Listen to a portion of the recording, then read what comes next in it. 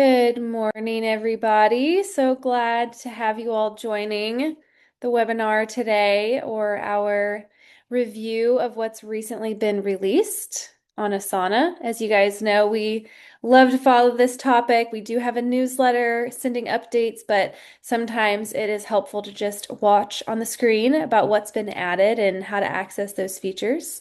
So I'm sure we're going to wait a little bit for a couple of other people to join. We got a good list of people who are interested today.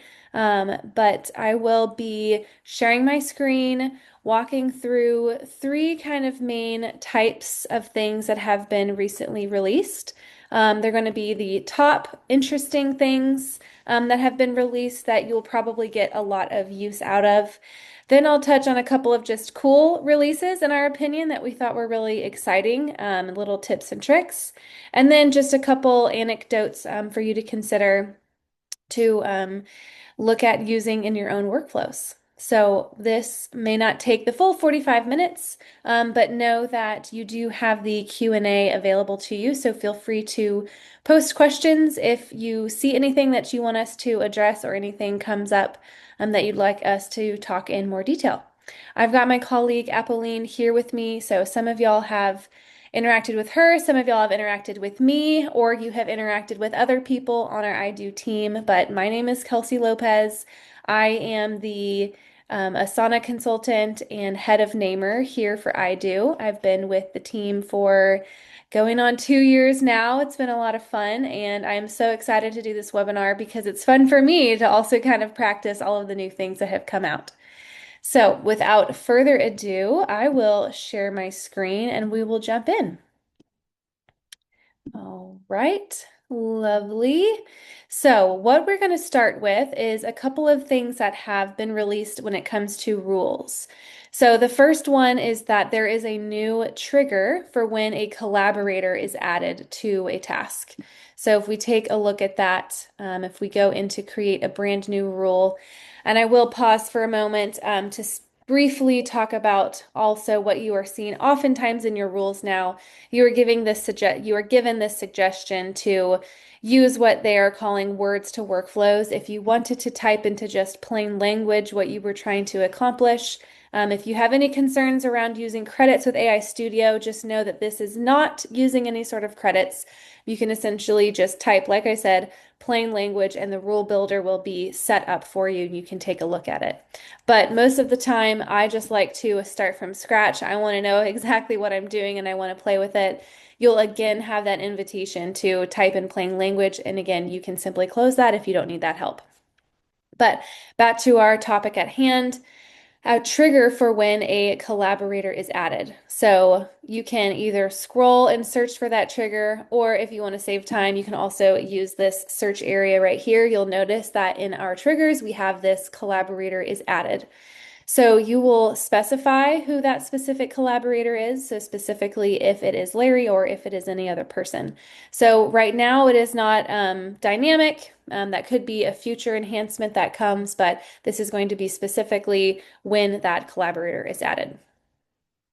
Similarly, some other areas in rules where we have some changes, we do have another condition that's available. That is if the task is located in a specific project. So for look for that here, we have right here task details. So if a task is specifically multi-homed in a particular project, you could specify that here. So that's really great if we only want rules to run in a project where tasks are multi-homed elsewhere. Or maybe we don't want something to happen. That could be our condition. We don't have XYZ happen. So that is a fun condition to be able to use as well. And then let's say we fill in this condition if it is in our Sydney show, and we want to take a particular action if it's in the Sydney show. Let's say we want to set our field to new idea, but then we want to do essentially the same process, but with a different project and a different field. They have now released the ability to duplicate this branch. So if I duplicate that branch, I have essentially the same setup for me, and now all I have to do is type in my different project, and I can put in my different value for the custom field. So that will save a lot of time as well. Very exciting. And note that you can also drag those. So if you put them in a wrong order and you wanted to switch that around, you can drag that into the order. Whoops, that didn't do what I wanted. There we go. Computer's being a little bit slow. So you can drag that into the order that you want. So duplicating and dragging now available in rules. Very exciting. Okay, we're going to step outside of rules. And what we also have now available is in the search of a project. So this search this view right here. And actually, before I jump straight into that, what this applies to is this new release. Some of you hopefully have been using this, our expand or collapse subtasks, expand or collapse groups, loving this, using this all of the time. If we have this collapsed and then we want to use this search in this view, this will now actually expand those sections that have that search. So if I type in budget, it's now going to expand the overview section. Previously, before this release, if the section had been collapsed, it actually was not returning that result. So you were having to make sure to expand everything first. So this is great because now it will expand everything for you. One note I will make about that, if you have a filter turned on, then it does respect the filter. So it is not going to return results that are being filtered out from that. So if you want to make sure to search for absolutely everything, make sure to remove or filter and then use the search bar. Or if we're liking the filter, we only want to search what's being filtered, that is going to be available to you.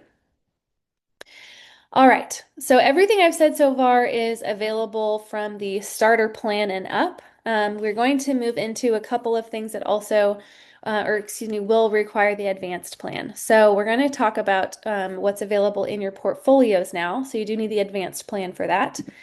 When we go into portfolios, very exciting, we can now multi-select the projects in a portfolio by holding Shift and clicking that last project, as you guys are used to with multi-selecting tasks.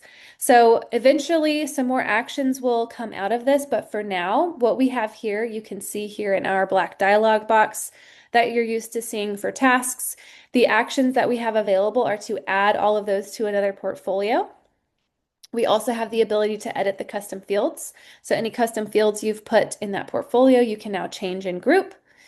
You can also then run manual rules. So if you have created a rule in the portfolio that's a manual trigger, we can now run that in bulk. This is very exciting. Where I was seeing this used, where this could have been used a lot is people are creating, let's say, an archive portfolio, and they want to move everything out of this active portfolio. They want to move it into an archive. So that way all of the data is stored, but it's not cluttering up our view or adding to our limit count of the active portfolio. You can now multi-select. You can run a manual rule to both remove from the existing and add it to the other. Because if we only moved, well, then we'd still have to do our cleanup. So a rule will help you do both at the same time.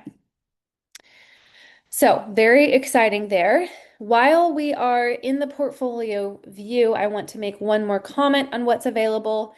You may have noticed that you can now duplicate portfolios, also very exciting. So we don't have such a thing as a template portfolio, but we can duplicate. So similar to when you duplicate a project, you will have a bunch of options that you can choose to check on and off. Now, this has been available earlier than just April, but what is recent and new is you can now choose to multi-home those projects. So now these projects will live both in this marketing tour events where we're duplicating it from, as well as this new version we're going to create. So if we need to create multiple different views of portfolios for different reasons, you can now automatically multi-home. Very exciting. All right, and then also in our portfolio views, as you know, you can do nested portfolios. So we are going to add, let's add another, we're going to add a portfolio here. So I'm looking at portfolios as well as projects. What is new is that on this timeline view, you may not have known this before, and I need to add a date here real quick for our example.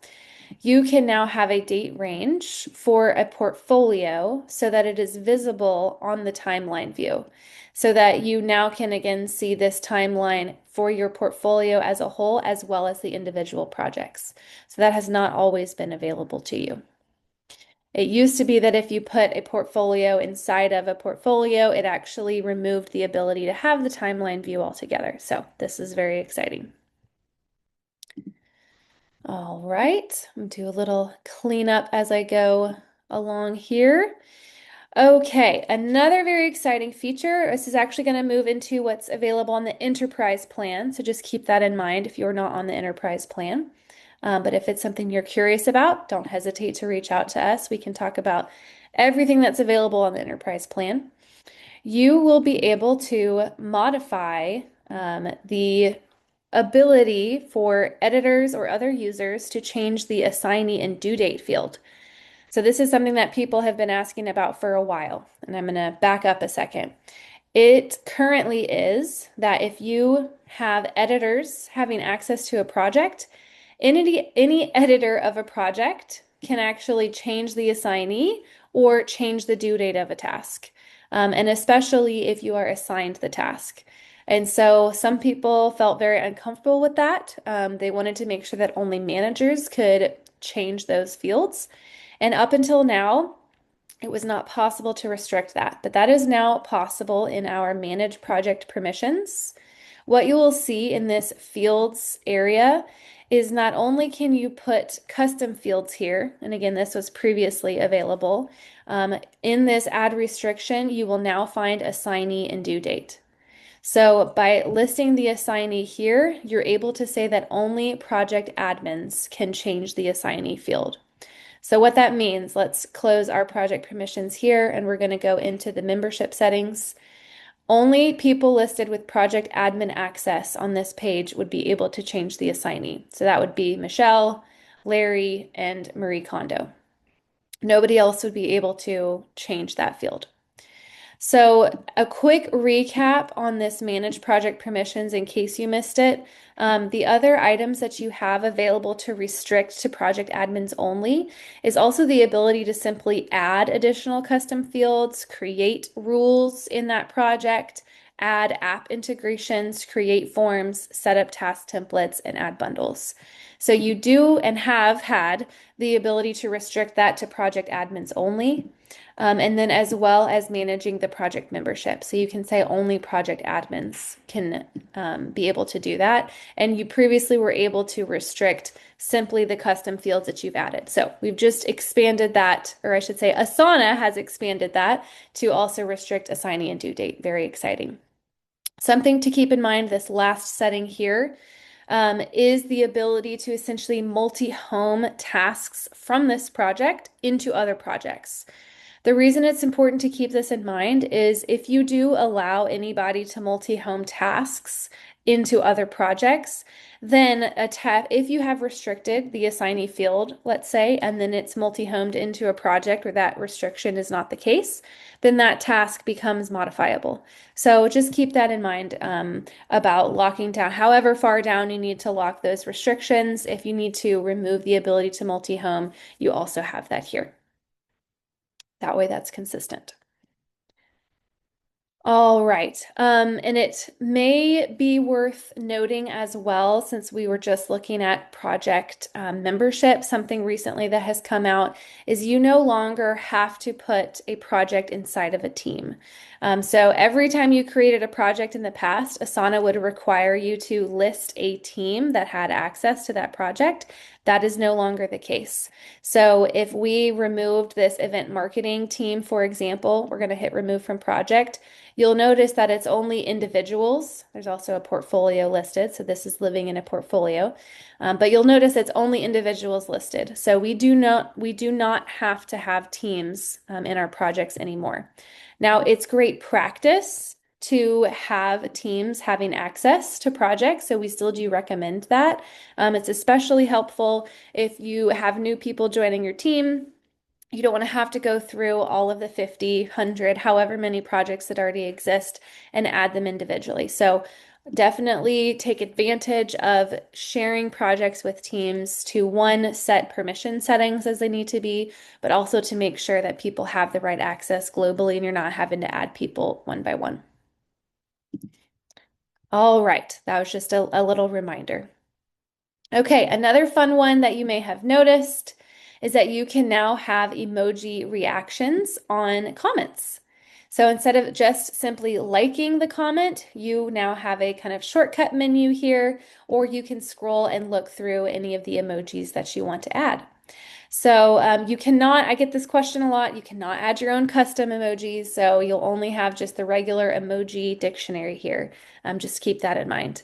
I'll also make one other plug. If you are on the enterprise plan and you do have view-only licenses, which are free and unlimited, a view-only license, as you know, cannot do anything on Asana. They cannot post comments, they cannot like tasks. What's interesting is a view-only license can do emoji reactions on comments. So just a little hack that you might want to consider if that's something that you're taking advantage of. Something else we've shifted to internally is liking tasks a lot less often, because liking a task will push out a notification to all collaborators on a task versus putting a reaction on a comment only sends a notification to the person who commented. So that can be one way to help with notification management as well. All right, we're actually going to jump back into rules now. And one of the new things to do in rules is when you are converting a task, or excuse me, so we're converting a task into a project. We're just going to create a new one here. Our action, we're going to take a look at it. When we convert a task into a project, if the project has roles, which we can see here, this project template does have a role. It has a sales role. You can now define that role in the rule. So that used to not be available. This was a huge drawback of this automation, that when you would convert a task into a project from a template, you did not have the ability to define the roles. So it became a tension of, should I use the template or should I just not use roles? So now you can actually choose who that role is going to be filled by. You can also decide which portfolio, this is not new, but just as a recap, you can decide which portfolio that project should be routed to if it's not defined in the template. And then you have this new dialogue, or this new menu option here of who the member should be. By default, it's usually task collaborators, but you can even change that and you can mention specific people. So right now, there's no way to do dynamic roles applied here, but you could use your duplicating branches, and you could use different things in your triggers and your conditions in order to make sure that role is, we're not going to say dynamic, but we can get that kind of formula built out so you can assign different roles based on those different conditions. Eventually, we do think that that will be a fast follow, is to be able to have dynamic assignments such as rule triggerer, assignee, etc. All right. The other exciting thing that has come out recently is you can now put multiple out of office entries. So when you go, you also have the set out of office very quickly available to you right here, or if you're going into your settings in our out of office down here, you have the ability to put multiple things, and not only multiple, but you can even see what's past now. So if we're going to be gone for the rest of this week, and then we know we've got something coming up later in June, we can put all of these directly into the program at the same time. So no longer limited to one, very exciting. And then the other benefit of this that has been added is this is available in capacity plans as well. So again, that's an enterprise feature. If you are utilizing capacity planning, these out of offices will show up in your capacity plans. All right. Okay, so we already talked about search this view. Okay, so I went out of order here. Got myself a little confused. So I totally skipped one earlier. What I missed is in our search bar, you now have the ability to add a custom date field. So we're going to go into our custom fields, and if we have a date that we have used, we can now add that to our filters, and we can add these options here. So that's very exciting. A lot of people have been asking for that as well. We're able to not just do the creation date, completion date, due date anymore. We can actually add any of those custom field dates that we have created. All right. I'm going to move into another enterprise feature here. If you are on the enterprise feature, hopefully you have been utilizing bundles. So if we go take a look at some of the bundles here, what you can now do is you can control and put rules in bundles on pause. This used to not be an option. If you wanted a rule to stop running that was in a bundle, you'd actually have to delete it altogether. But now when you go to edit your bundle and then edit this rule, you can set this to paused. So a great way to just put things on pause, kind of figure out what's going on, make the changes you need, and then make it active again without having to delete the entire rule. So just make sure that if you do set a rule to pause, you make sure to gotta click all the way through, click continue, and then apply those changes. So I'm not gonna do that here since I don't want to mess anybody up. Oops, we gotta hit edit. That was just a preview of the rule. So if you ever get confused there. All right, we'll set that back to active. Lovely. All right. Another option, and this is actually, it's not showing on my demo space today, but I did want to make mention of it if any of you are struggling with this. There is currently a limit to single select and multi-select fields of 500 options in that drop-down menu. So pivot, but related topic, if you haven't used the new reference field, those are very exciting. You can essentially point to projects, point to tasks. It's a great field to utilize, especially for a contact list or any sort of CRM. But the reason that's related to what I'm bringing up now is a lot of people were looking for a way to expand their list of 500 options. And what's available now, if you have a custom field that is single select or multi-select and it is running up to that 500 limit, you will actually have a banner at the top. I clearly don't have 500 here. You should have a banner at the top that says convert to a reference field. So we'll actually do that work for you and convert this into a reference field so that you can continue to add more than 500 options. All right. We do have a few goal improvements as well. So this is going to be on the advanced plan. If we go take a look at some of our goals here, you can, where did my notes go? You can multi-select goals now. So similar to our multi-select of projects in a portfolio, and you'll have the same dialog box where you have a bunch of items that you can adjust. If you haven't already been exploring, I know some of you on the call already have, you can add custom fields to goals.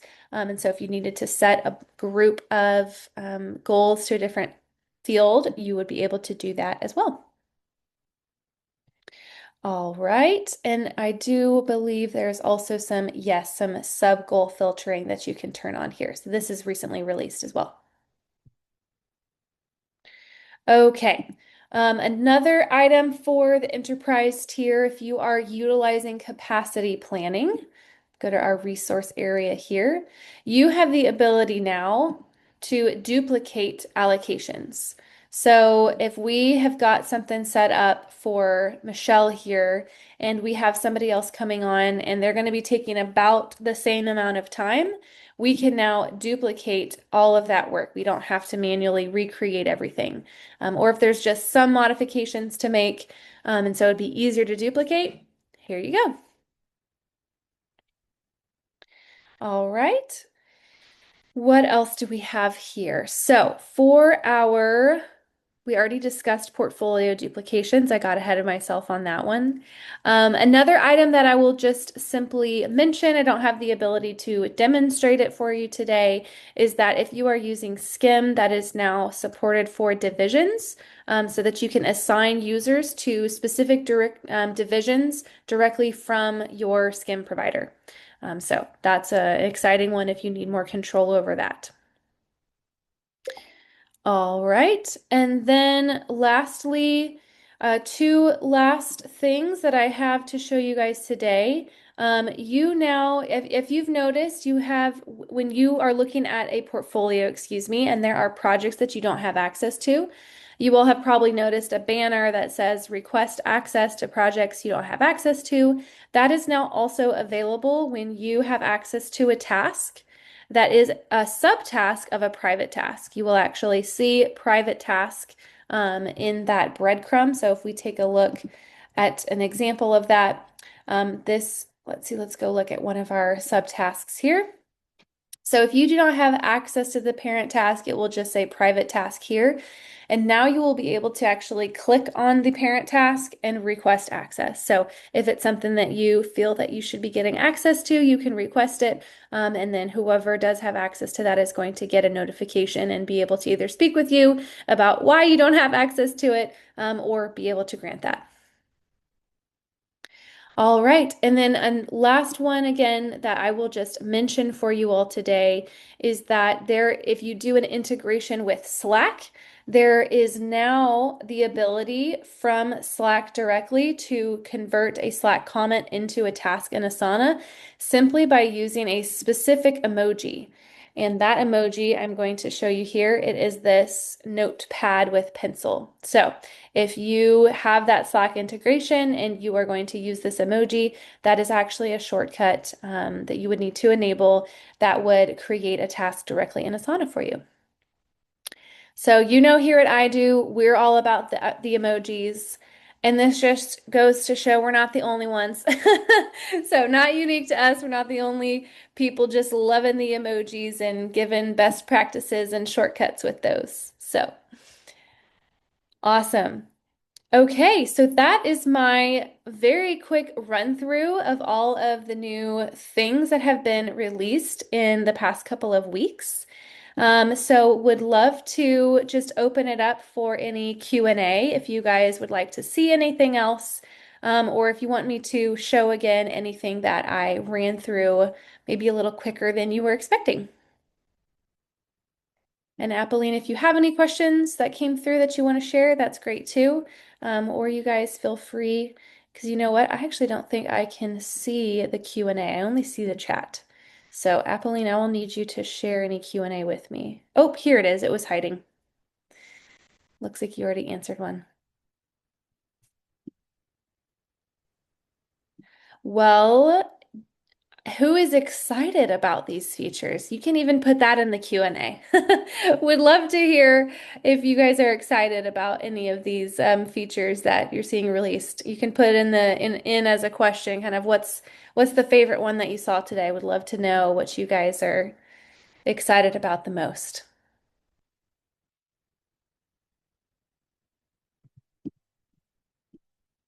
Hopefully some of them. I'm excited about a lot of them. No, no one's excited about these features. All right, awesome, guys. Well, I hope that you learned a few things. You were excited about what you saw.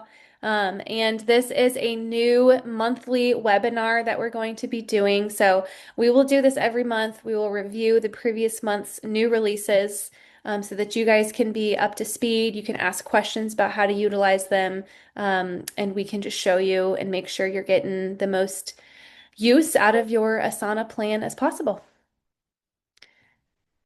So if we don't have any other questions, then we will just go ahead and end the meeting today. Y'all have a great rest of your week. Thanks so much for joining me this morning. Bye, everybody.